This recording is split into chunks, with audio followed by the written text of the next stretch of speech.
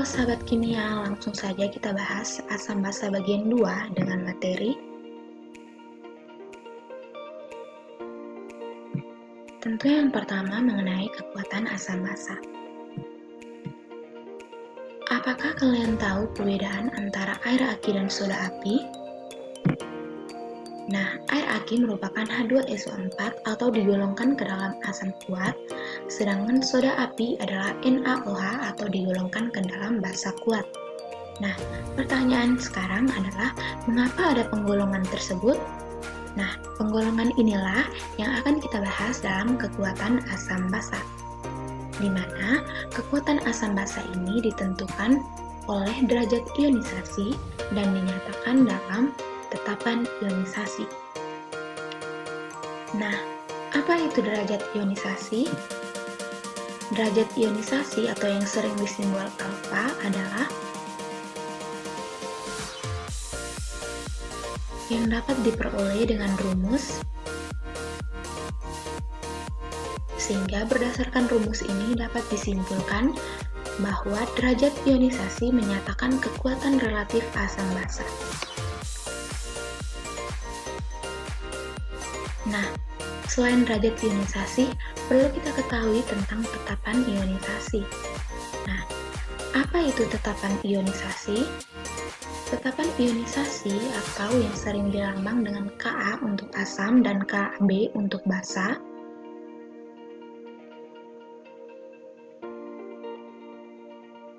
dengan tetapan ionisasi asam dapat diperoleh dari rumus, dan tetapan ionisasi basa dapat diperoleh rumus. Karena sama-sama menyatakan kekuatan asam basa, maka ditentukan hubungan antara derajat ionisasi dan tetapan ionisasi, di mana ionisasi asam dapat diperoleh dari rumus, dan ionisasi basa dapat diperoleh dari rumus.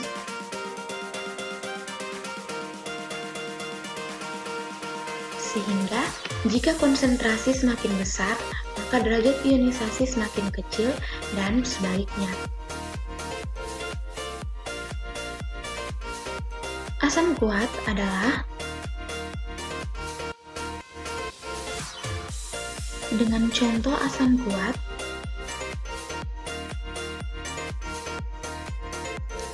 sedangkan basa kuat adalah dengan contoh basa kuat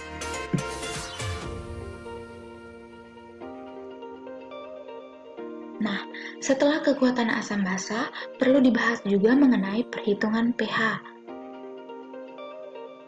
Mengapa demikian? Karena inilah yang disebut dengan pH dan diperoleh dari rumus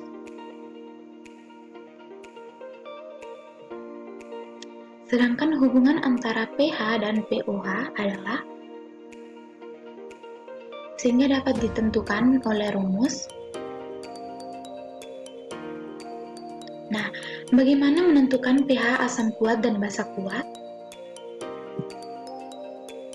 pH asam kuat dapat ditentukan oleh rumus, sedangkan pH basa kuat dapat ditentukan oleh rumus.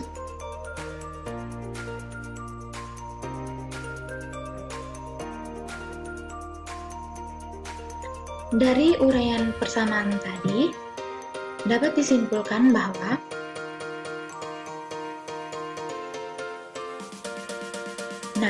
untuk lebih memahami, mari kita lihat contoh soal berikut. Hitunglah pH dari H2SO4 0,04 molar. Nah, untuk mencari pH, ditentukan dulu harga konsentrasi H+, dan kemudian dihitung nilai pH. Hal ini berlaku karena H2SO4 merupakan asam kuat.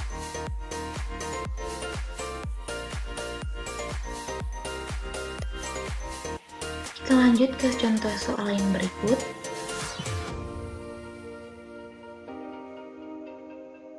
Hitunglah pH dari CaOH 2 kali 0,3 molar, di mana kita ketahui bahwa CaOH 2 kali 0,3 molar ini merupakan basa kuat, sehingga dalam penentuan pH dapat dilakukan dengan cara mencari nilai konsentrasi OH-, kemudian menghitung nilai pOH, dan menentukan nilai pH berdasarkan rumus yang ada.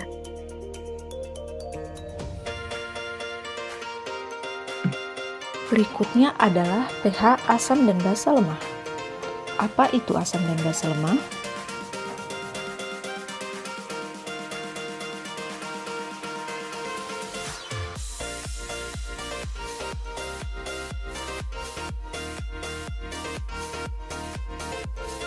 Untuk menentukan pH asam lemah, kita gunakan persamaan berikut.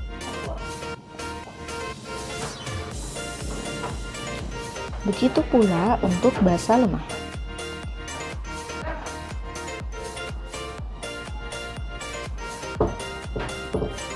Dalam menentukan konsentrasi H+ dan OH-, jika diketahui nilai Ka atau Kb, kita gunakan persamaan baris pertama. Jika diketahui alfa atau derajat ionisasi, kita gunakan persamaan pada baris kedua. Contoh asam lemah yaitu HCN dan CH3COOH, dan basa lemah adalah NH3. Berikut contoh soal bagaimana menentukan pH asam dan basa lemah. Yuk simak penyelesaiannya. Untuk soal A, karena diketahui nilai Ka, kita menentukan konsentrasi H+ dengan rumus konsentrasi H+ sama dengan akar dari molaritas asam dikalikan dengan Ka. Setelah itu kita tentukan pH-nya.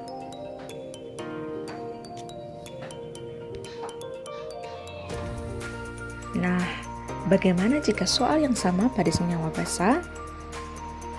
Kita bisa menggunakan cara yang sama, yaitu pertama kita tentukan nilai konsentrasi OH-, kemudian kita tentukan nilai pOH, terakhir kita tentukan nilai pH dengan rumus pH sama dengan 14 kurang pOH.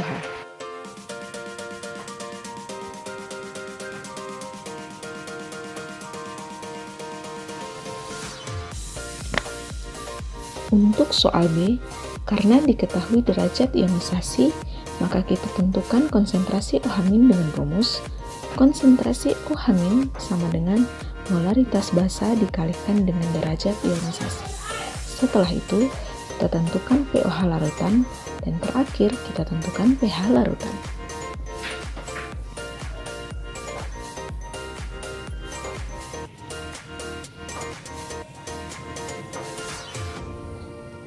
Untuk soal yang sama pada senyawa asam, pertama kita tentukan konsentrasi H+, kemudian kita tentukan pH-nya.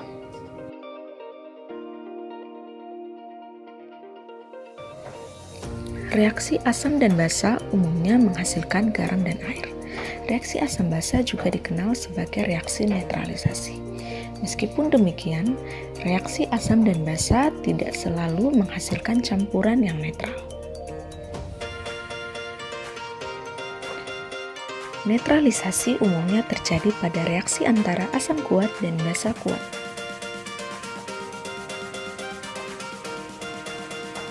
Seperti yang sudah dijelaskan, reaksi asam basa menghasilkan garam dan air, di mana garam terbentuk dari anion asam dan kation basa, dan air terbentuk dari ion H+ asam dan OH- basa. Sebagai contoh, pada reaksi ini Cl- dan Na+ membentuk NaCl, sementara H+ dan OH- bereaksi membentuk H2O.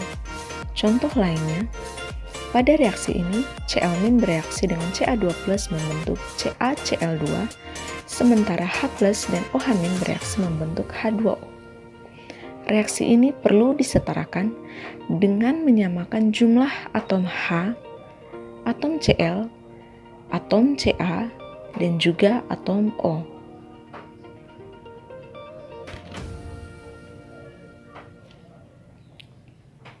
Berikut contoh soal untuk menentukan pH campuran.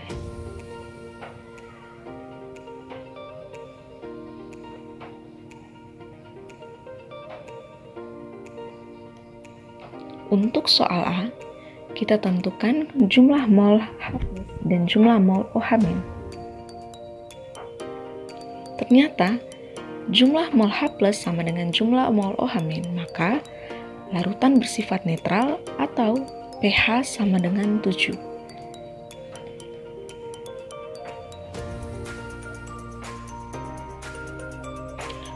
Untuk soal B, seperti halnya soal A, kita tentukan jumlah mol ion H+ dan jumlah mol ion OH-. Ternyata, jumlah mol H+ lebih kecil dari jumlah mol OH-, yang artinya larutan bersifat basa.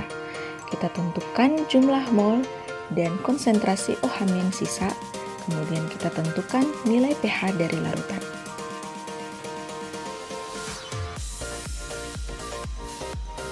Untuk menetralkan larutan asam atau basa, umumnya digunakan metode titrasi.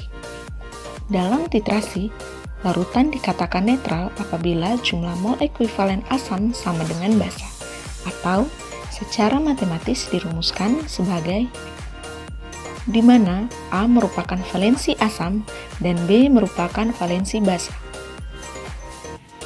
Titrasi juga digunakan untuk menentukan konsentrasi suatu larutan asam atau larutan basa. Sebagai contoh,